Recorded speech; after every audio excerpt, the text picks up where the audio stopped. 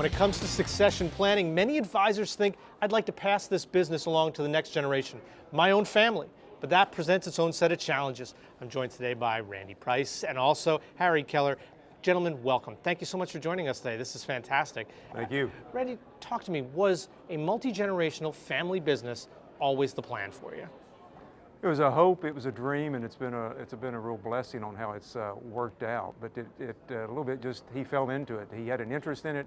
He went to school, got the education, showed an interest. I didn't push him, certainly didn't dissuade him from that. He had another job offer, and I basically said, this is available, and I'm not sure it would work, but let's keep conversation going on what it would look like and what it would mean to you, and would it work within the family. And the answer was yes, and it's 5 years later, it was one of the best decisions I've ever made.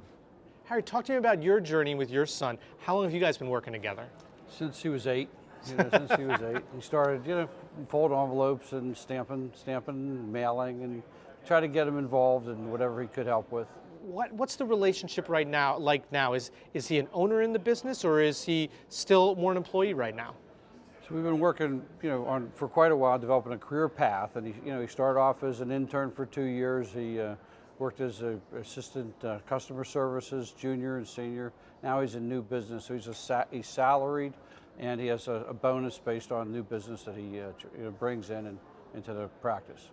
Randy, developing this is kind of a double-edged sword. It's good, you know who the successor is going to be, but it presents its own challenges. Talk to me about some of the challenges of passing the business to a family member as opposed to a regular succession plan. The key thing was you've got to have the right interrelationship between the father and the son. And I see myself more as a mentor than a boss.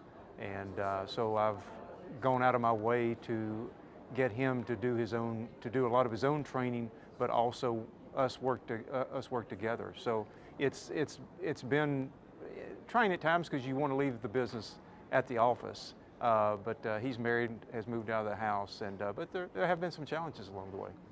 Now, I've met your son, Jared, Harry, and he's an impressive young man, and I think he's got his own ideas. Talk to him about the new energy, the new ideas that somebody like Jared brings to a good practice.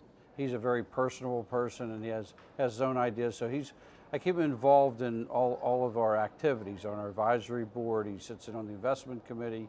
He sits in on our ideal client meetings, and then he does have his opinions on staffing, and so we have him involved. And I do listen to him, and we don't always follow that, but he's part of the process. We try to keep him actively involved.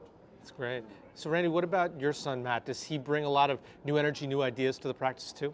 He's been very helpful, and he's caught on really quick. He got a certified financial planner. He's a SEMA as well, and again, he's had put his own brand on what we're doing, whether it's been operations, whether it's been personnel, whether it's been the investment process. So as he's gained in knowledge, gained in stature, I've given him more rope, and I'd like to give him even more and allow me to get out of the office. And that's been the whole goal: is how can the office keep going when I'm out of the office? And with him coming along, and each year I feel a little bit more comfortable with that and the decisions.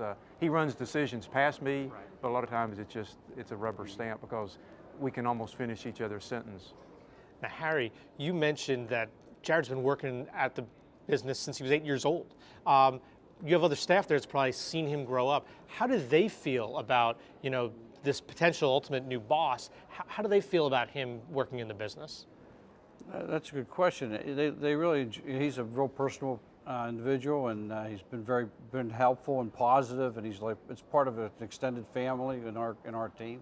So they work with him well, and it's not a boss employee relationship. It's more like a partnership, and they do share in the growth of the firm, and they see him as the future of the firm. So they're excited about that. He does help with a lot of the decisions. One was recently to get involved with Peak here, and I'm glad that he directed us that way. Yes. That's great. And so now, Randy, you think about your family. You have other kids. You have triplets, boys. You got 4 boys and a girl, right? Just 5. 5, just 5. Just so 5. You have five children. What long-term do you think others could be integrated into the practice?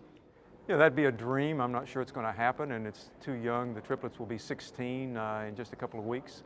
but Matt's younger brother, who's younger by 3 years, is a possibility. And for right now, we just sort of throw that out every once in a while to make sure he stays interested. Both of you guys, good luck growing your family businesses. I think you've got some incredible stuff ahead, incredible kids too. That's fantastic. Thanks so much for joining us today. Thank you for having us. Pleasure. Thank you. For Investment News, I'm Matt Ackerman.